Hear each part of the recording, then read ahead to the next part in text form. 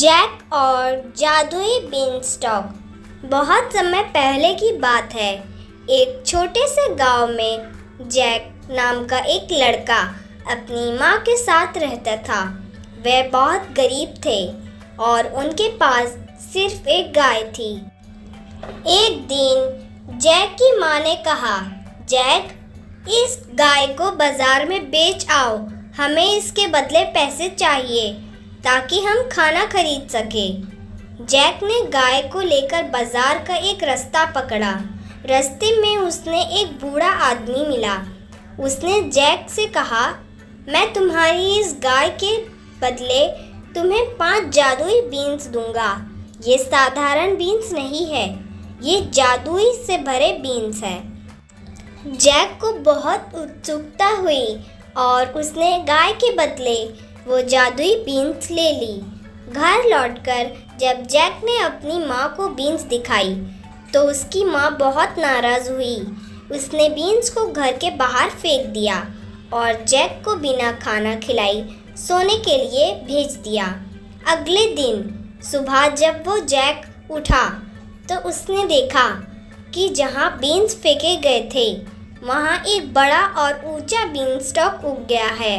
वो इतना बड़ा था कि आसमान में बादलों तक पहुँचता था।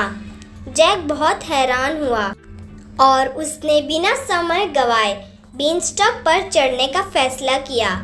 जैक ऊपर ऊपर चढ़ते बादलों के पार पहुँच गया और वहाँ उसने एक बड़ा महल देखा।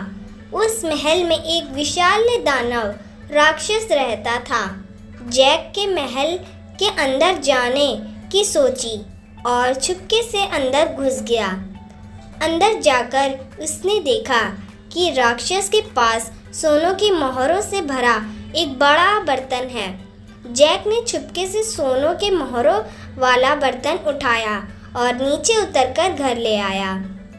फिर एक दिन जैक फिर से बीनस्टॉक पर चढ़ा और इस बार उसने राक्षस के महल से एक जादुई मुर्गी उठाई जो सुनहरे अंडे देती थी। जैक ने मुर्गी को घर लेकर आकर अपनी माँ को दिखाया और वे खुशहाल जीवन बिताने लगे। लेकिन जैक की लालच बढ़ गई और उसने तीसरी बार फिर से बीनस्टॉक पर चढ़ने का सोचा। इस बार उसने राक्षस की एक जादुई वीणा उठाई जो खुद ब खुद सुंदर संगीत बजाती थी।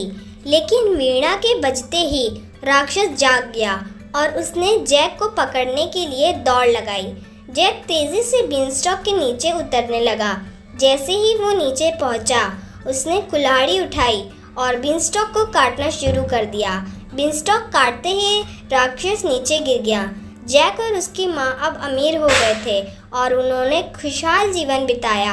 कहानी से शिक्षा, कभी कभी साहस और थोड़ी सी समझदारी से हमें बड़ी से बड़ी मुश्किलों को पार कर सकती है।